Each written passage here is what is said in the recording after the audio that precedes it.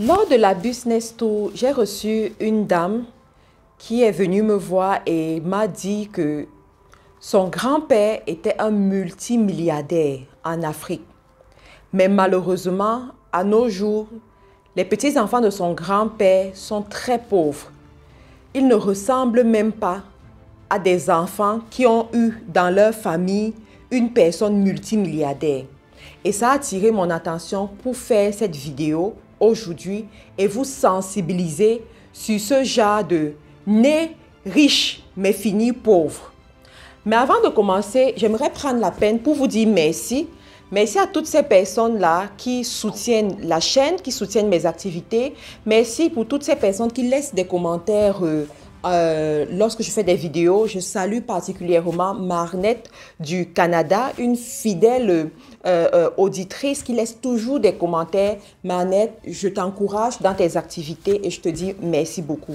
J'aimerais aussi dire merci à toutes ces personnes du côté du Cameroun, de la Côte d'Ivoire, du Gabon, du Burkina Faso qui m'ont soutenu particulièrement cette année par rapport à la Business Tour. Vous êtes dans mon cœur et vous savez à quel point je vous aime énormément. Merci aussi à toutes ces autres personnes à travers le monde entier qui sont sur les réseaux et qui me soutiennent chaque jour à travers leurs commentaires, leurs messages, les partages du travail que j'effectue. Vous êtes mon carburant et j'apprécie énormément ce que vous faites.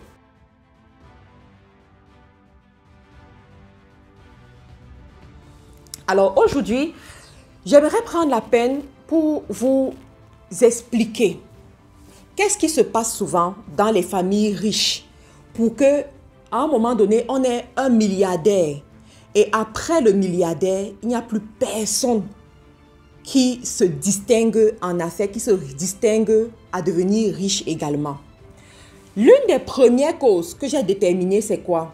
Ce sont les limitations de famille. Je vous assure les amis, il faut le savoir, il y a des familles qui ont ce qu'on appelle les limitations de famille ou alors ce qu'on appelle la malchance ou vraiment des choses, des malédictions en d'autres termes, des malédictions qui font en sorte que les autres ne réussissent pas. Et c'est souvent dû à quoi? À des imprécations. J'étais dernièrement en Côte d'Ivoire et il y avait une personne qui m'a fait le témoignage selon lequel elle travaillait quelque part et la personne où elle travaillait disait tout le temps que l'argent que vous recevez ici, vous n'allez jamais rien faire de tout cela. De cet argent. Cet argent ne va jamais vous faire prospérer, ne va jamais vous faire évoluer. Et parmi les gens qui travaillaient là-bas, il y avait également les enfants de cette personne. Donc, imaginez un peu, lorsque quelqu'un a prononcé ce genre de paroles, où vous travaillez, si c'est un membre de votre famille, rien ne peut sortir parce que la parole a un pouvoir. Tout le monde, toutes les civilisations sont d'accord sur ce fait. La parole a un pouvoir. Alors, on a des familles comme ça où effectivement, on a prononcé ce genre de paroles sur la descendance, sur les petits-enfants et on les a bloqués qui ne vont jamais réussir. Et effectivement, ces familles ne réussissent pas. Donc, si c'est le cas, qu'est-ce que vous allez faire pour vous en rendre compte? Vous allez voir que sur une génération, les gens n'ont pas réussi. Sur une autre génération, les gens n'ont pas réussi. Ils ont tout fait, mais ils n'ont pas réussi. C'est très souvent parce qu'il y a des malédictions quelque part, des imprécations quelque part, des liens de famille ou alors des sorts de famille qui font en sorte que les gens ne réussissent pas. La deuxième des choses qui fait en sorte que une famille peut avoir eu une personne très riche et finalement, les enfants grandissent dans la pauvreté ou bien les enfants finissent pauvres. C'est parce que les parents n'ont pas transmis l'éducation familiale aux enfants. Et c'est malheureusement ce qui arrive beaucoup en Afrique. En Afrique, nous avons toujours cette mentalité selon laquelle lorsque quelqu'un est riche, c'est parce qu'il a trempé quelque part, pour devenir riche. Il fait des choses de moralité douteuse pour être riche. En fait, la richesse n'est pas à portée de tout le monde. Il faut se salir pour devenir riche. Du coup, les gens ne sont pas intéressés à savoir qu'est-ce qu'il faut effectivement faire pour devenir riche. Les gens ne veulent même pas prendre la peine pour éduquer leurs enfants à devenir riches. Ce manque d'éducation est aussi dû au mimétisme, de faire ce que tout le monde fait, de faire selon la culture, de faire ce qu'on voit le voisin faire. Mais on ne sonde même pas pour se poser la question de savoir est-ce que ce que le voisin fait me produit effectivement les résultats. Je prends le cas de l'éducation. En Afrique, vous allez voir les familles très riches Envoyer leurs enfants dans n'importe quelle école, envoyer les enfants étudier n'importe quoi, tout simplement parce qu'on a dit que c'est ça qui fait réussir. Oh, la série C, c'est la série où les gens vont devenir des médecins. On se bat pour que l'enfant fasse la série C, mais on ne se pose pas la question de savoir quelles sont les vraies aptitudes de l'enfant, qu'est-ce qui marche effectivement dans cette saison pour que l'enfant se concentre dessus. Donc, ils ne prennent pas la peine vraiment de questionner le système pour pouvoir adopter ce qu'il faut effectivement pour que l'enfant puisse réussir. Et c'est la raison pour laquelle ils n'arrivent pas à transmettre la richesse de génération en génération. De l'autre côté aussi, c'est dû au fait où les parents riches n'ont pas le temps pour leurs enfants. Les parents riches sont très occupés à faire évoluer leur business. Ils se disent, ils ont toujours la mentalité selon laquelle si je ne suis pas là, ça ne va pas marcher comme je veux. Si je ne suis pas là, les gens ne vont pas faire le travail, donc je dois être là. Et du coup, ils passent tout leur temps à travailler et ne pensent pas à bâtir un système. Dernièrement, j'ai fait un interview sur cette chaîne avec le DG de Panes qui a effectivement parlé de ça. Il a dit, l'une des choses qui empêche les gens de réussir, c'est qu'ils ne travaillent pas à bâtir un système. Les gens veulent tout faire eux-mêmes. Et du coup, lorsqu'ils ne sont plus là, tout s'arrête. Et on perd tout ce qu'on aurait pu avoir. Donc, lorsque vous êtes par exemple un riche et que vous voulez que votre richesse soit pérenne, se transmette de génération en génération, prenez la peine, prenez le temps d'investir sur vos enfants. C'est tout aussi important que les tâches que vous allez faire derrière votre bureau chaque jour. Apprenez à votre enfant la valeur de l'argent dès le bas âge, avant 7 ans. Parce que tout ce que l'enfant va avoir comme information, comme connaissance, comme valeur avant 7 ans, c'est ça qui va le guider pour le restant de sa vie. C'est à partir de ça qu'il aura une certaine vision de la vie. Donc avant 7 ans, prenez la peine d'inculquer à votre enfant la valeur de l'argent. Je me rappelle une fois, je suis allée dans un marché avec mon fils et on devait acheter les tenues de bain et il aime beaucoup nager, il aime la natation. Et je lui ai dit, voici une tenue de bain qu'on pourrait t'acheter. Est-ce que tu as de l'argent? Il m'a dit non, il n'a pas de l'argent. Je lui ai dit, mais dernièrement, on t'a donné de l'argent. Qu'est-ce que tu avais fait avec cet argent? Il m'a dit, il a acheté les bonbons avec. Je lui ai dit, comme tu as choisi d'acheter les bonbons avec ton argent, tu n'as pas épargné, tu ne pourras pas avoir le maillot de bain. Et on a arrêté la conversation. Il a voulu trop parler. Je lui ai dit non, on arrête la conversation à ce niveau. On va rentrer et la prochaine fois, tu me diras qu'est-ce qu'il faut faire. Alors, la prochaine fois, je savais que j'avais semé quelque chose en lui. Je savais que je l'avais bousculé dans sa réflexion. Donc, la prochaine fois, il allait voir sa grand-mère et il a dit à sa grand-mère, est-ce que tu peux me donner un peu d'argent? Sa grand-mère lui a demandé, tu veux combien? Il a dit, il veut 200. Il allait voir encore d'autres personnes. Son père aussi lui demander.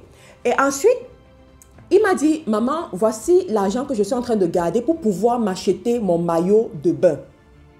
Je lui ai dit, est-ce que tu veux acheter les Kinder Joy avec ton argent? Il m'a dit non. Je veux garder parce que je veux pouvoir acheter mon maillot de bain. Et là, ça m'a donné l'opportunité de lui donner une éducation financière. En lui disant, cet argent qu'on t'a donné, tu vas gérer, tu vas garder une partie pour le maillot de bain. Mais sache qu'un jour, tu auras encore besoin d'autre chose en dehors du maillot de bain. Tu vas prendre l'argent où? Il me dit, ah, je ne sais pas. Je dis, ok. Il faudra donc que tu puisses enlever de l'argent que tu as, mettre encore de côté pour qu'un jour, quand tu as besoin d'argent, tu prennes cela. Donc, mais il faut du temps en fait pour pouvoir avoir ces genres de moments avec l'enfant et lui donner l'éducation, semer quelque chose en lui avant ses 7 ans pour qu'il grandisse avec ça. De l'autre côté, une fois, j'étais dans un supermarché, je marchais avec un supermarché, j'achetais les cadeaux des enfants et on est tombé sur un livre. C'est mon mari qui est tombé sur le livre. Il me dit, ce livre, il faut que le petit puisse le lire dès qu'il peut lire. Et quand j'ai regardé le titre du livre, c'était un livre sur l'éducation financière. Vous voyez, donc vous aussi, en tant que parent, si vous voulez un futur glorieux pour vos enfants dès le bas âge, vous devez vous soucier de leur éducation financière. J'ai par exemple une amie qui me disait, sa mère, lorsqu'elles étaient à l'école primaire, sa mère les conduisait dans une grosse voiture, les déposait à l'entrée du marché et leur donnait des bassines et mettait des mangues, des fruits à l'intérieur, leur disait allez vendre dans le marché. Vous voyez ça? Elle gagne une grosse voiture, elle met les mangues, les fruits dans la bassine et elle envoie les enfants vendre. Les enfants vont aller se frotter au marché, se frotter aux réalités, apprendre que pour avoir de l'argent, il faut travailler. Ensuite, quand ils vont rentrer, ils vont partager l'expérience. Aujourd'hui, cette fille, elle fait partie des filles qui sont nées avec les cuillères en or dans la bouche, mais c'est une femme d'affaires digne de ce nom, qui est dans le million. Vous comprenez? Parce que dès la base, l'éducation financière était là, était présente. Donc, voilà, les familles où les enfants naissent riches et meurent pauvres, c'est justement parce qu'ils ont faussé à ce niveau. Et j'aimerais attirer votre attention dessus aujourd'hui. Une autre raison pour laquelle ce genre de drame arrive dans les familles, c'est parce qu'effectivement, les parents n'ont pas appris à bâtir le business avec des actionnaires. Et ici, je prends justement cette leçon de sagesse de l'interview que j'ai eue avec le DG de Panes, M. Dieudonné Thiès. Il a dit, observez les millionnaires et les milliardaires africains. Lorsque ces millionnaires et ces milliardaires meurent, ce qui suit après, c'est la division dans leur famille. Ce qui suit après, c'est les luttes pour les biens. Ce qui suit après, c'est la faillite des entreprises. Ce qui est dommage, c'est que ces milliardaires ont passé la plupart de leur vie, ont passé même toute leur vie à bâtir la richesse. Mais il a suffi qu'ils meurent, que tout s'écroule. A contrario, vous avez les grands noms en Europe, en Amérique du Nord. Vous avez l'iPhone, par exemple, vous connaissez la grande marque iPhone, Apple, voilà, la grande marque Apple. Steve Jobs est déjà décédé. Mais pourquoi Apple continue à prospérer des années après? Parce qu'ils ont tous compris qu'une entreprise se bâtit avec des actionnaires. Vous pouvez être le visionnaire, mais vous n'allez pas tout faire dans l'entreprise. Après vous, qu'est-ce que l'entreprise deviendra? Et malheureusement, c'est ce que nos milliardaires africains n'ont pas compris. Tellement poussés par l'ego et par le souci de tout faire, ils veulent prendre la part de toute l'entreprise et ne donnent pas l'opportunité à d'autres personnes de se positionner dans l'entreprise pour préserver les arrières de cette entreprise. Alors, le DG de Panes dit que l'une des choses qu'il conseille souvent aux chefs d'entreprise, c'est d'avoir des actionnaires qui auront également un mot à dire et vont contribuer avec leur sagesse également. Il a pris l'exemple de son père, chez qui il a grandi, son tuteur, qui était très riche, mais n'a pas réussi à gravir certains échelons dans l'entrepreneuriat parce qu'il concentrait tous les efforts sur lui. Il n'avait pas appris à s'ouvrir. Et c'est souvent ce genre d'erreur que nos milliardaires font. Ils sont très intelligents, ils ont toutes les opportunités, c'est vrai, mais ils préfèrent concentrer ça entre eux. Et c'est pour cela que lorsqu'ils meurent, ils s'en vont avec toute la connaissance. Ils s'en vont avec toutes les portes. Ils s'en vont avec toutes les clés. Ils s'en vont avec tous les contrats. Ils s'en vont avec tout ce qui pouvait permettre l'entreprise de grandir. Alors que s'ils avaient eu des actionnaires, des partenaires, des personnes avec lesquelles ils travaillent, l'entreprise serait restée debout. De l'autre côté aussi, les familles se déchirent. Pourquoi? Parce qu'on dit, les héritiers, c'est qui? Les héritiers viennent de la famille. Les héritiers prennent l'entreprise à 100%. Et des héritiers qui n'étaient même pas formés à gérer une entreprise. Les héritiers qui n'étaient pas formés à manager une entreprise. Du coup, par manque de formation, avec une situation brusque qui arrive, ils prennent de très mauvaises décisions et ils vont liquider l'entreprise. Voilà comment la famille va grandir dans la pauvreté. Le flot d'argent qui coulait sera fermé, le robinet sera tout simplement fermé du jour au lendemain. Et voilà comment les enfants, les pauvres enfants vont grandir dans la pauvreté alors qu'ils sont nés dans la richesse.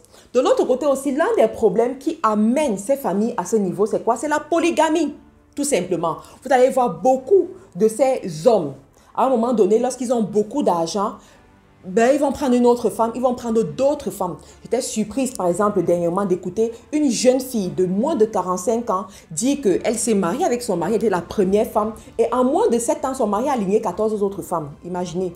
Vous voyez, la polygamie, pourquoi? Parce que lorsque un homme, il a l'argent, il a l'impression qu'il peut prendre n'importe... En fait, il peut avoir plusieurs autres femmes. Et tout cela va faire en sorte que lorsqu'il va mourir, il y aura des luttes, des discordes. Et on voudra tout liquider pour pouvoir satisfaire les enfants, satisfaire telle femme, donner sa part. Et voilà l'entreprise qui va mourir. Une entreprise qu'il a pris toute sa vie à bâtir. Alors, j'ai décidé de vous faire cette vidéo aujourd'hui pour vous sensibiliser. Parce que je sais que sur cette chaîne, il y a beaucoup parmi vous, vous voulez réussir votre vie.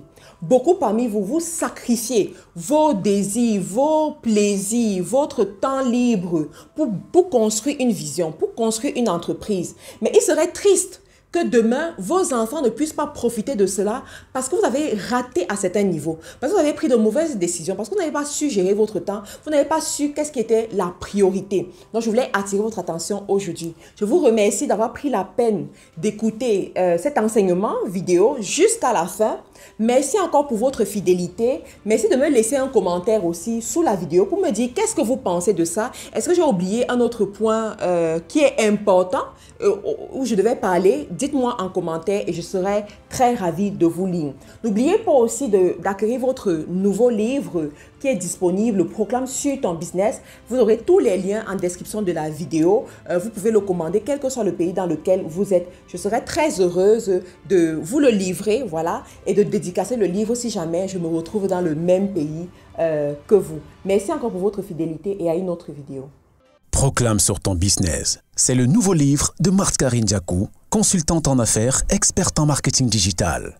Rentrez dans l'univers des préceptes sacrés et percez le mystère de la puissance de la parole pour faire exploser votre chiffre d'affaires. Proclame sur ton business. L'expérience de toute une vie de femme d'affaires résumée pour vous. Arrachez votre exemplaire maintenant.